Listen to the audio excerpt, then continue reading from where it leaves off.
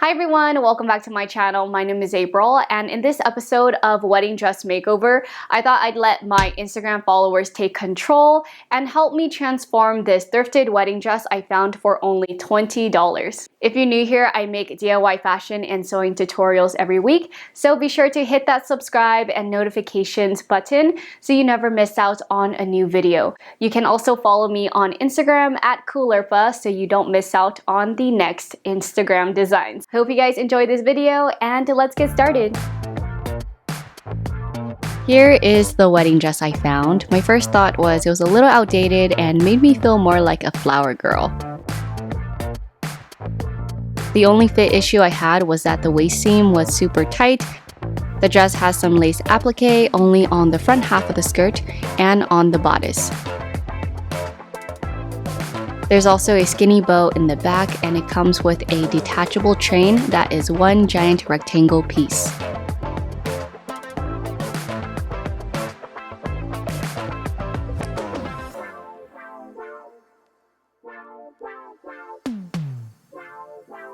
The first question I asked was if the design would have sleeves or no sleeves, and you guys voted for no sleeves. And I wanted to know if we would be keeping the empire waistline, which hits me right under the boobs, and you guys voted yes for it. Next, the winning vote for the shape of the neckline and bodice was a skinny strap plunging V-neck design.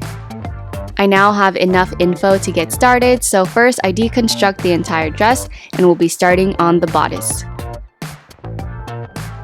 I cut the front bodice in half and draped the new plunging neckline on my dress form by shaping the fabric along the princess seam.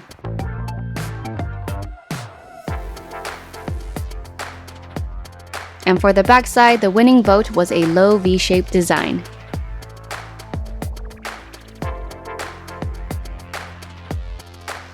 Now that my bodice is marked out, I cut out my pieces, making sure to include seam allowance, and then cut out the same pieces out of the lining fabric that was part of the dress.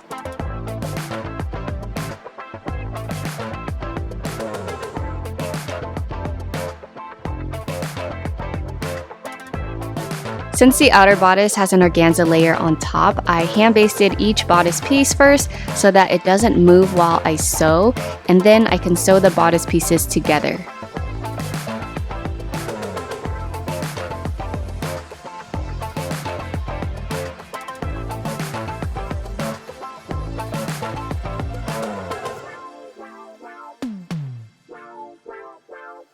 Moving on to the straps, I created skinny straps using some additional material I purchased because I didn't want the strap to have pieced together seams.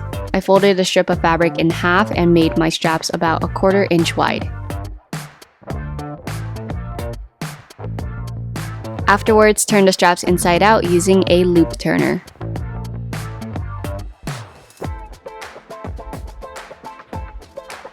The winning strap design was for a crisscross back, so after fitting them on me, which was a process of its own, I sandwiched them in between the two bodice layer and sewed along the top and center front.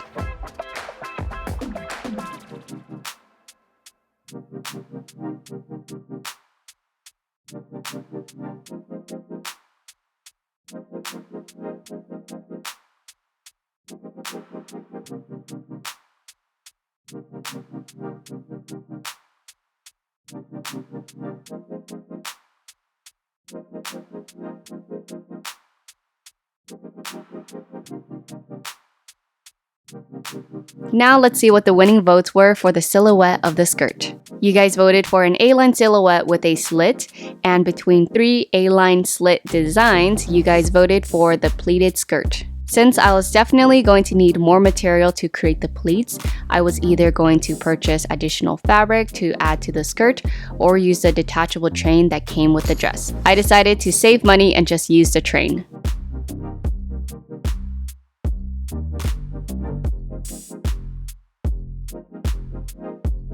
I cut the train in half since it will now have a center back seam with a zipper. The entire dress has a layer of organza on top, and if you remember the original dress, it has the lace placed across the front of the skirt, which I would need to remove for this new pleated skirt design, or else it's gonna look randomly placed.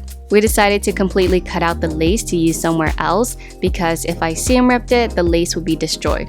But then that also means I would be losing the organza layer that covered the front half of the skirt. But it wasn't that big of a deal because I was able to purchase new fabric to replace it and it matched the color, so all is well. I pinned the front skirt piece onto the new organza and cut out the same piece to layer on top. Next, I went ahead and sewed all the skirt pieces together, leaving the center back open.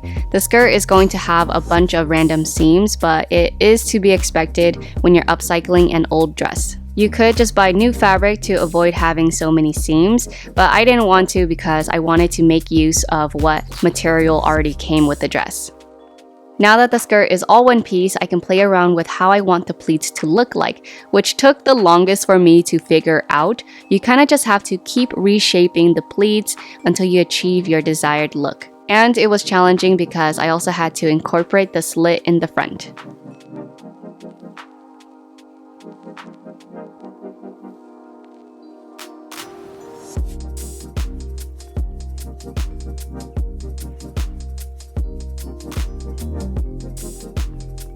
The final design I came up with was to fold under the pleat on both sides of the slit and overlap the slit at the waist.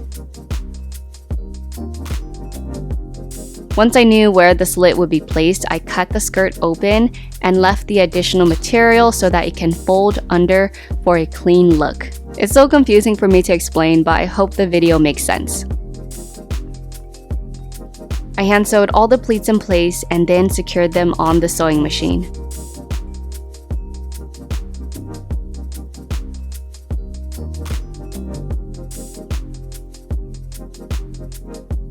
We can now attach the bodice and skirt together. Just make sure your straps and bodice aren't twisted before you sew it down.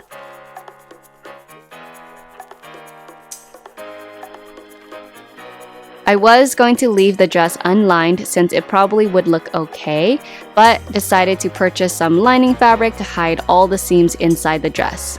I cut 2 skirt pieces and made sure to create a slit, then pleat the lining to fit the dress and sew it to the inside of the bodice.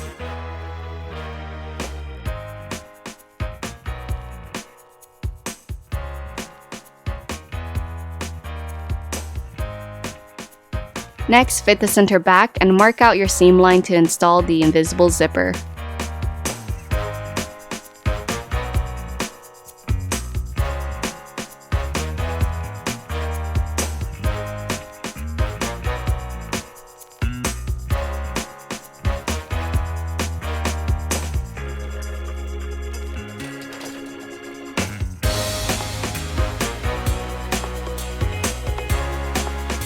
Then sew the rest of the skirt closed all the way down to the bottom.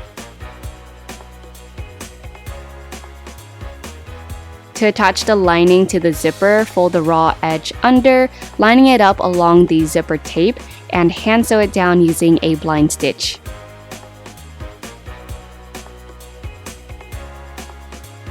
For the back of the skirt, I was trying to create a train, but the shape just wasn't looking right, so I ended up just trimming it away. I think if I wanted a train, I would just create another detachable train to add onto it to achieve a prettier look. To hem the bottom of the skirt, I'll be using horsehair braid because it creates the cleanest edge and adds more structure and movement to the dress when you walk. I won't be going into detail on how to attach horsehair braid, but I will link some videos in my description box where I've explained it in the past.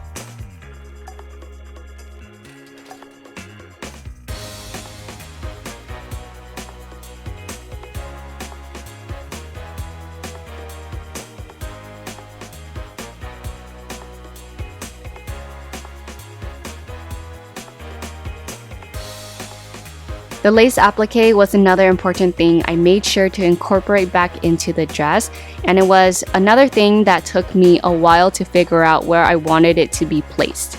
I decided to cut the lace into even smaller pieces so it's easier to move around. Plus, this way the lace won't be shaped like a uterus anymore, like a lot of you mentioned. I decided I would place them along the center front and across the front waist.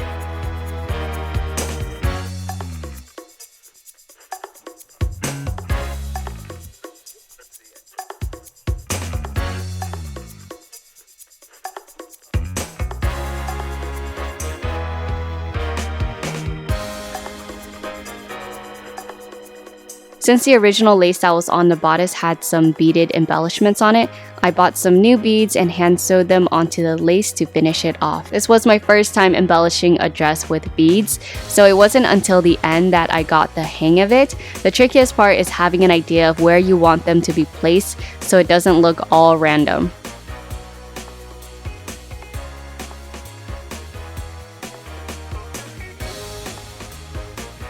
Last minute, I decided to sew some light tulle in between the front neckline to keep the bodice from lifting up. It definitely made a huge difference to the fit of the dress, and the tulle is so thin that you can't even tell it's there. With the leftover material I had from trimming the train, I used it to create a bow to complete the back of the dress, which will be attached on with hook and eyes.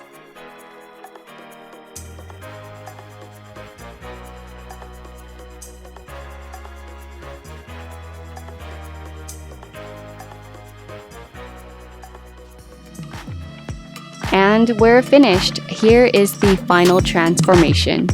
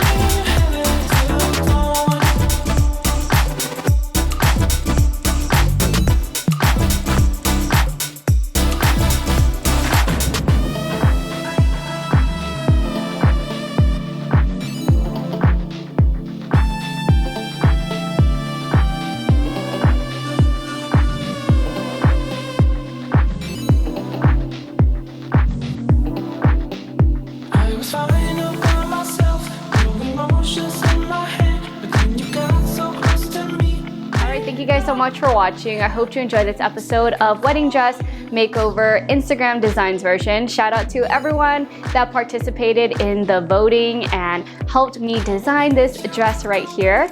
If you want to participate, don't forget to follow me on Instagram at Coolirpa. And as usual, don't forget to like and subscribe to my channel so you never miss out on a new video. See you guys next time. Bye!